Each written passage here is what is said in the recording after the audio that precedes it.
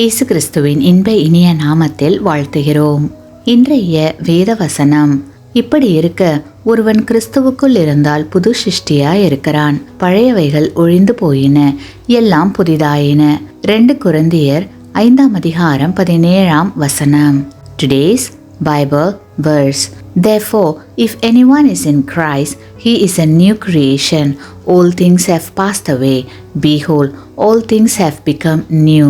2 Corinthians chapter 5 verse 17. இன்றைய காலகட்டங்களில் நாம் எதை நோக்கி ஓடிக்கொண்டிருக்கிறோம்?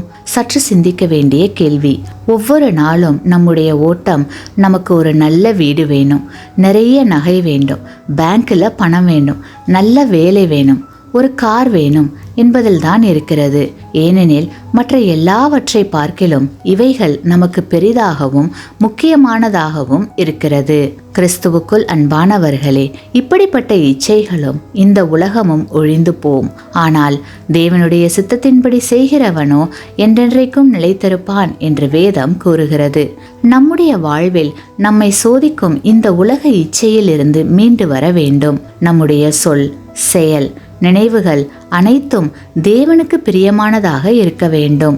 ஆண்டவருடைய தெய்வீக தொடுதலை பெற்று அவரோடு இணைந்து வாழ்கிற தெய்வீக வாழ்வை பெற்று புது சிருஷ்டியாய் மாறி கிறிஸ்துவுக்குள் ஆசீர்வாதமாய் வாழ்வோம். ஆமேன்.